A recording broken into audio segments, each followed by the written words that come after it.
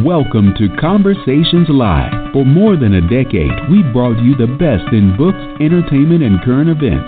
When the movers and shakers of the world have something to say to you, they say it to us first. Now, here's your host, Cyrus Webb. And welcome back, everyone, to Conversations Live. I'm your host, Cyrus Webb. Glad you all could join us once again, whether you're tuning in on the radio dial. We appreciate you all being back with us. Those joining us through our online affiliates, we appreciate you as well as those tuning in through our Heart family. We're glad to have all of you with us as well.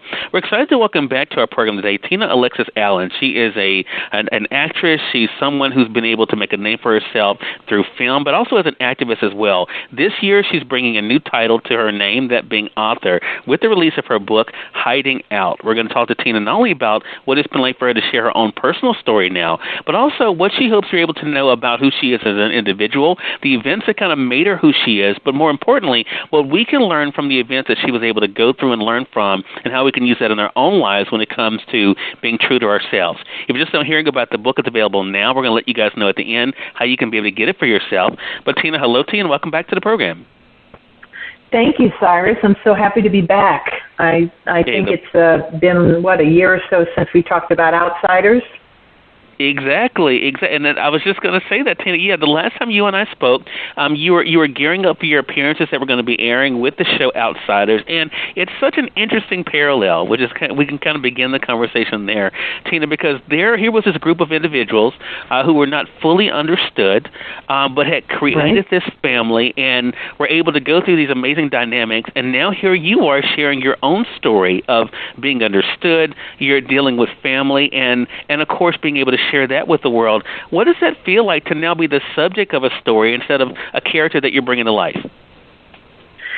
It's definitely a transition, but it's also something that I think I've always had my eye on. I've known, obviously, that my story is very big for a long time, and I've always hoped that the day would come where I felt grounded and comfortable and, frankly, healed enough that I could share how I got through what I've gotten through. But it's interesting, the parallel to Outsiders, because it wasn't lost on me either when I was standing on set among this clan of people, because, I mean, the family is huge on Outsiders, and my family is huge, and it was like I was just one of many all over again, you know? Exactly. And you really go through some really big questions in this book, Tina. And, of course, the book is about you, but it's also about your family. It's about finding your place in family, in the world, your relationships with your parents. I mean, these are all things that, again, that people can relate to, but I think the way and the openness that you're able to address it really says a whole lot. Did you know you wanted to be this open, or was that a surprise for you as you started to write? Well, I think that for me, it's raw. You know, I was talking with my acting coach who got an advance copy like yourself, Susan Batson. I've mentioned her before, Oprah and Nicole Kidman's acting coach as well. She had read it and she was involved with the development of the solo show, which was the first step of sort of writing the book was actually doing a solo show. But anyway, after she had read it, she said to me, you know, Tina, you didn't hold back one bit. And I think I was very conscious of wanting to be able to be purely authentic, since I was going to be telling secrets, other people's as well. I really felt that I wanted to hold myself just as accountable for everything that I've done that I'm not necessarily proud of. Would have made a better choice if I was in a better place. And I think that the message that I wanted to send is, no matter sort of where you've been and what you've done, there's a way out, and you don't have to end up where you started. And I think for me to hold myself, sort of my feet to the fire and say, yeah, you did this, this is what happened, this was your reaction, was very important for me to sort of just lay it all out. Sure. And I'm glad that you mentioned that, Tina, because I want people to know who have not read the book yet, and we'll be telling you how you can now get your own copy. But one of the things that you're very open about in this book is you did not always make decisions that maybe we would have made, that even in a different situation you would have made. But there were some things, too. Anytime I'm reading a book that's a memoir or reading a book that is about someone else, I'm always thinking about how much of this is therapy for them versus how much of it did they actually mean for the rest of us to know and to read. How much of this was therapy for you in understanding about the alcohol, understanding about the relationships, understanding about the decisions? How much of that was about Tina trying to figure it out, and it just happened to be now for the world to be able to read? Actually, very little. And I say that because I've worked with my own life story in many platforms for the last 15 plus years as an actor. So I've done 2 solo shows, played multiple characters in my family, played my parents, played my father in an off-Broadway solo show, which was his version of the story. I've written screenplays about my life that, and so I guess that's, and of course, most importantly, I've, devoted probably close to 2 decades in healing much of what the audience is going to read about. For obvious reasons, I've needed a lot of time. So by the time the book came, honestly, this wasn't a book about me fixing me. I think this was an opportunity for me to lay it out in hopes that I might pay my own healing forward, in hopes that people who read it would go, wow, she was that brutally honest about her behavior, yes, about others' behavior, yes, about trauma, yes, about abuse, yes, about what it is to live a life of secrets and lies and come through that. And I think for me, that's what this book is now. So I didn't seek out writing this book because I needed to heal something. I think of my life like putty, and I think I used to be in a place where it had to have a certain shape, otherwise I'd fall apart. And that was in the early years of sort of uncovering, peeling the onion, if you will. But now I feel like that it's putty in my hand and it's loose and it can go this way or this way, and I don't feel of it. I feel like the details, as painful as they are, and even some of them probably to read and hold, they're facts, if you know what I mean. Because at some point you go, okay, I've survived this, I've moved on, and now, as they say, it's not a gift if you don't give it back. Right. So I hope the book is giving it back in some way. Yeah. Well, I think in a big way it is, and we're going to talk about that because you do have fans around the world now, Tina, because of the various platforms you've been able to build. So we're going to talk about that. I want to say, for those who are just tuning in, either on the radio side or online, you're listening to Conversations Live. We're excited to welcome back to our program today Tina Alexis Allen. She's an actress. She's a filmmaker. She's an individual who's been able to bring to life characters for us on screen. And now she's sharing her own story in the book Hiding Out, a memoir of drugs, deception, and double lives. Deception, I want to talk about that for a moment because in the book, one of the elements that I think a lot of people will zero in on, Tina, and I think rightly so, is the family dynamics and how you were kind of the keeper of secrets, not only for yourself, but also for your father, but also what that revelation meant. In Chapter 5 of the book, Covenant, you have this thought, and I think this is an interesting thing, and I want to actually read a bit of this and have us talk about it. This is what you write. I force a smile and take a big swig of wine. I can't decide if being Dad's new best buddy is fun or frightening. Have I really gone from hating him to loving him so fast? He never seemed to like me much, constantly reprimanding me, sneering. My mind plays ping pong. Who is the real Sir John? Was having 13 children just a cover? Did he really want all of us? He boasts to anyone who will listen that he had hoped for 12 boys so he could name them after the 12 apostles. One thing I know for sure, he prefers sons to daughters, waiters to waitresses, grandsons to granddaughters, and apparently men to women. I mean, that's big. That's a big paragraph. Talk to us about Tina. To reference that. Yeah. Well, but talk to me about what it was like for young Tina to realize that fact about her own father. Well, it was shocking, and as I said in that diet or that text there, I didn't think my father liked me very much because of his behavior. I'm sure the rest of my siblings felt similarly because he had a lot of rage. He was pent up. He was frustrated for reasons I didn't know.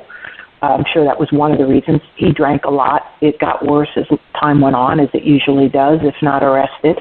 But at that point, when he shared that secret with me, I wasn't, buddy with him. In fact, like I said, I don't even know that I thought, he really gave me much of time of day.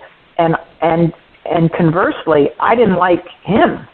I didn't like him at all. I didn't like his behavior. I didn't like the way he treated my mother. I was always feisty, so I'd stick up for her and kind of take more than a little bit of heat from him about that when I, had the guts to, speak out and try to protect her and things like that.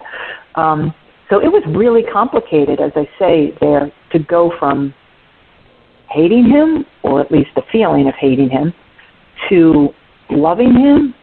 I think maybe even more accurately, I kind of went from being somebody who I didn't feel really existed to him to being the apple of his eye, to being everything, to being his confidant. And all of a sudden, I moved up to the, star pupil, like overnight. I went from, sitting on the bench to Michael Jordan in one day. It was like, how did that happen? How come, right. And it's complicated. And there's of course a price. There was a big price to pay for that. Not condoning what he did, although I do understand it probably gave him a breath that he didn't have by being able to tell someone in the family all of who he was. Right. And it certainly gave me a breath, too. Sorry.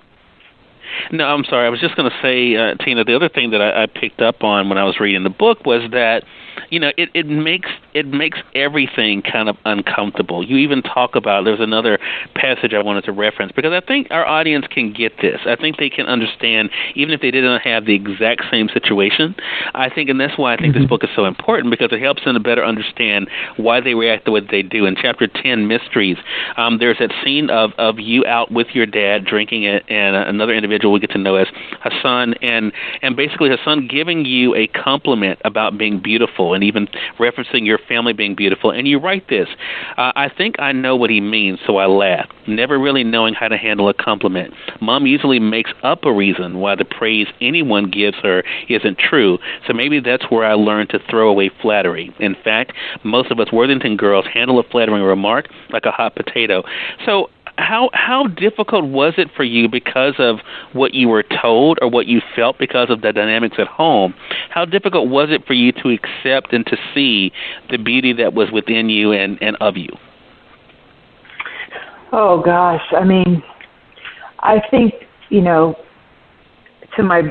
both my parents' credit, as all parents, they really do what they can do, and they generally do the best they can with the tools they have. I don't think my mother felt very special in life. I think she was a giver. She deflected a lot. I don't think my mother knew how to say no. And I didn't learn how to say no. I didn't really learn how to have a voice inside that home, a healthy voice in the sense of being able to speak up and say, no, that doesn't feel good, or that isn't right, or I don't like that, or I do like that. Those are kind of basic things, and I think, the value that we have often is a, sort of direct lineage from how our parents value themselves. And I don't think either one of my parents in many ways valued fully who they were, because of where they came from, of course. But the point is, I think it's true. It's been a journey to learn self-respect and value myself. I joke sometimes that I feel like I've been kind of the biggest project of my life. It's taken a long time. It doesn't happen overnight because it's what you know. It feels sometimes like it's in your cells, but it's not the way it was. But I think when I was younger, absolutely, I don't think I didn't value myself. When you read the book, you'll see I didn't value myself in an authentic, wholesome way. I think it was deflection and trying to outrun pain and outrun history and outrun trauma. That was a lot of what was going on for me at that age. Yeah. There are some painful parts of this, Tina. We're going to get into that, of course, but there are some good things too, and we're going to let our audience know about those too. I want to say though, for those who are just tuning in, either on the radio side or online, you're listening to Conversations Live. I have the privilege once again of speaking to Tina Alexis Allen. She's been with us before, talking about her journey as an actress and activist. Now she's talking about something a little bit more, still kind of layering though what we've discussed in the past. Her new book. It's called Hiding Out. It's out now, a memoir of drugs, deception, and double lives. And I think, the subtitle does not sound very positive, but I think that there is a big overarching thing that comes out of this, and that is the freedom that comes with truth. That does not seem like something that easily happened, though, Tina. But now looking back at it, do you find as though the truth has been your greatest gift? Absolutely. And I think, that is something that everyone, I think, could learn from and take from, because I think when we hide any part of ourselves, whether it's our past or our present, we prevent intimacy of all kinds, because we're essentially hiding. We're living secrets, or we're not being fully who we are. And for me, the antidote to that is telling the truth. And so, I'm probably one of those people, I would guess, who grew up with so many secrets that, of course, we grow up and we do the opposite. We have to tell everything, right? TMI. Yeah. But the thing is, it has been my road to freedom, to own my story, to own it without shame, to, I can laugh about it. It's like it happened. I don't think everything that happened to me is funny, but I think that I have a sense of humor, and I have a sense of humor because I've owned my story, not because I skipped over it, pretend it didn't happen, tell people lies, or keep secrets. It's like I'm sharing it, and that's been my road, creatively and otherwise, to be free. Which is, I think, the whole point of this journey, isn't it? Is to really be authentic and to be free and not be weighed down by anything. We have our ups and downs, but yeah, I think truth for me has been the road to freedom. Yeah. You just mentioned something that made me think about another passage that I have to now share, because you said this. See, this is what happens. I tell people, being a nerd has its benefits in that, I can remember certain things that I've read when someone mentions something, and it kind of reminds me, oh, yeah, I remember she wrote about that. Acting seems almost, now that I've read this book, Tina, acting seems inevitable for you. And what I mean by that is because you were doing it so much in your life, having to pretend, even when you were discovered what you had done in sharing your father's secret. We're going to read about that in the chapter Wrath, and what his rebuttal was to you. And then why don't I just go ahead and share that, and then we can talk more about it. In chapter 21, Wrath, that's when you're having this conversation, and he figures that you are the one who has done this thing. And, he's asking these questions, and you're finally stammering, and then you get to the revelation about yourself, and then, of course, the conversation with Margaret, and then, you're saying to him, ironically, I couldn't lie. And then you wrote this. He bangs the table, knocking over his wine glass, yelling, you couldn't lie? You couldn't lie? You've been lying your entire life. Wow. I mean, that's another big one. It's another big. I mean, talk to us about that. I mean, what that was like for you to hear that coming from someone who was speaking the truth about your own truth. Well, it's it touched me to hear that deeply, because it is true. He was right. But I was done lying. I was done carrying his secret and mine, and I had had enough. I was at a breaking point, and that was a really critical time. I had been his favored one, going on a few years at that point in the book. We'd been out and about and around the world and clubbing and everything, and at this point I've now revealed to the family, and hearing that was really painful. And I think what's most painful, what just touched me now, is the pain of his rejection. And that I think I knew, all of a sudden I feel emotional. I think I knew all along that even in me carrying his secret, there was still a kind of conditional love. So even though we got close in it, I think as I neared the end to where you just read in the book, where, in other words, where our relationship was going to start to get brittle, and then blow up, I think I knew as I reached that point that was going to be inevitable. Like, I didn't think my dad was in a place to live out loud or truthfully. I think I knew that he wasn't willing to risk, partly because of the era he was born into, also his devotion to the Catholic Church. He wasn't willing to risk being fully out loud. And I think I clearly wanted that. I didn't want to be trapped in that the rest of my life, which is why I spoke out. So when I hear those words that you just read, it's painful, because not just because, yes, I did have to live a life of lies, mostly out of a survival,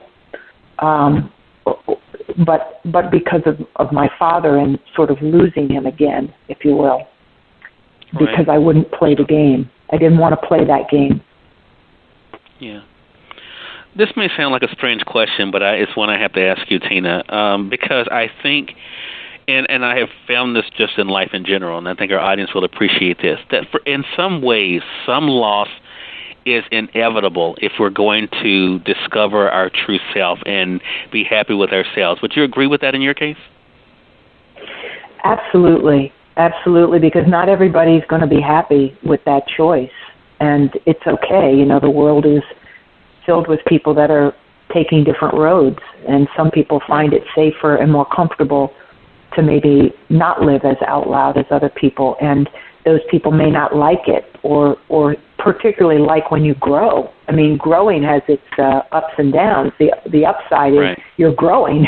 You're moving towards a sense of freedom, and I think what God has in store for all of us, which is to maximize our potential. You talk a lot about that. I love your daily affirmations and your videos on social. It's like, what are you going to do with your life today? You're always asking that question. I love it. And when you grow and you do what you're asking people to do too in your daily messaging, you leave some people behind, and that's painful. But I think the alternative is even more painful: not growing, not changing. And I think this is why our audience definitely needs this book, Tina, because I think this can be applied to so many things. Relationships can be definitely applied to our professions, what our passions are. Not everyone is going to be able to come along with us, and it's a difficult thing. I've dealt with that myself, where, you realize that you are not going to be able to keep the people around you, keep things the same, if you're going to be the best of yourself. And I think that is the key for me in reading this book, and how even when it comes to pursuing one's passion, there's so many people that are hiding out. There's so many people that are not doing what they were meant to do because they're afraid of what people might think. Is that what you hope when people read this book, that they're able to see kind of what you said in the beginning of the conversation, ironically, that people will see this is bigger than you. This is about them and what they can learn about what is not a healthy way of being able to keep from being true to themselves, and the best way to be able to do it. Absolutely. I mean, my dream is that somebody will read that book and say a couple things. One is, which they seem to already be saying, those who have read it. Wow. Yeah. Wow. Right. She made it through that. Is she really okay? She says she's okay. Is she really okay? Yes, I am okay. I'm more than okay. If she can go through that, be where she is, maybe there's some lessons in there for me to take, meaning, am I hiding out? Am I people pleasing? Am I still living the life of my parents instead of my life?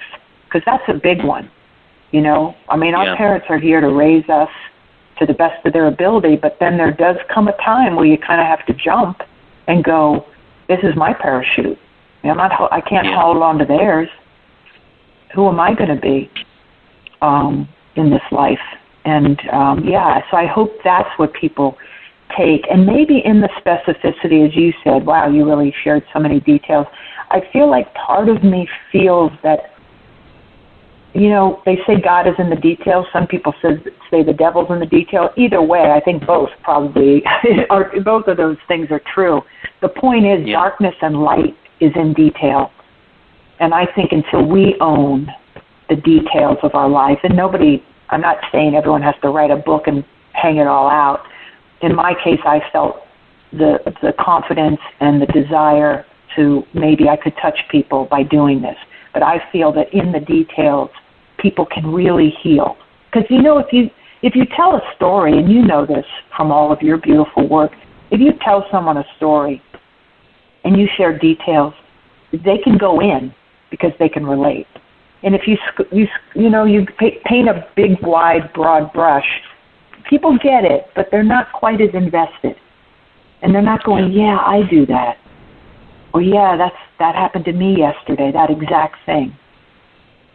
So that's why.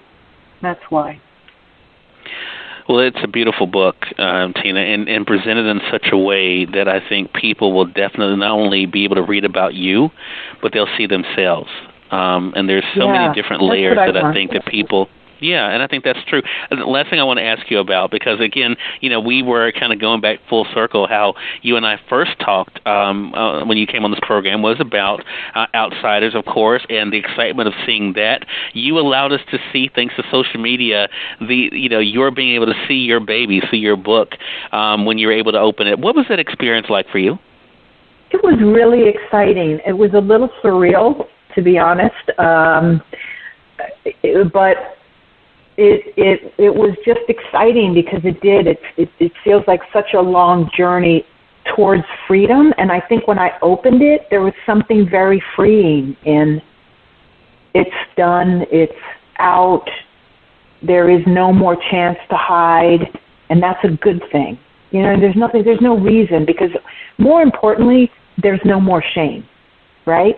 Gotcha. So if you're going to, it just is. It's happened. It's like, as my sister said recently, it's like rain. It just happens. It happens. Mm-hmm. It happens. It's rain. And then that's it. And once you get to that place with your stuff, it's fun and it's free. So I think opening that box was like, oh, yeah, no shame, no blame. That's my motto. No shame, no blame. I don't feel shame, and I'm not going to blame. I'm going to live my life because I'm at a place where I can and I should, and I want to give back. Yeah. Well, I'll tell you, there you go, and I think that's the best thing for all of us. Again, Tina Alexis Allen has been our guest once again. Great conversation with you, Tina. The book is called Hiding Out, a memoir of drugs, deception, and double lives, available now through our friends at Amazon.com or through your favorite bookstore. If they don't have it, ask them to order it for you. They'll be glad to do so. And, Tina, how can our audience stay connected with you? Oh, I'd love to stay connected with everybody listening. I am at Tina Alexis Allen, Allen. I'm on Twitter, Facebook, and Instagram. So follow me everywhere. I'm engaged every day, and love to connect, hear what you think about the book. Good, bad, and different. I just love to be in conversation. Yeah. Well, we love a great conversation here, Tina. You definitely have given us that I know today. You do. And I love the fact that we had a chance to reconnect, and I look forward to our next conversation. You're welcome back here anytime. Oh, I can't wait to come back. And I can't wait to know what I'm coming back for. There you go. Hey, there you go. You're the best. Right. Yeah. Well, thank you. Yeah, I thank you appreciate for all that, you do. Tina. Well, thank you. I appreciate that. And we definitely thank your audience for tuning in to another great segment of Conversations Live. If you all came in late and missed part of the conversation with Tina, don't worry. Thanks to our online friends, you all can catch the replay right after we go off the air. The link is already available through our social media site. So head over to facebook.com/CyrusWebb or go to twitter.com/CyrusWebb. If you click on the link there, you can listen to the show completely for free and share with your friends from there too. Until next time, I'm your host, Cyrus Webb, saying as always, enjoy your day, enjoy your life, enjoy your world. Make sure you take out time to enjoy some good music as well as a great book. Thank you all for choosing Conversations Live today. You all make it a great one.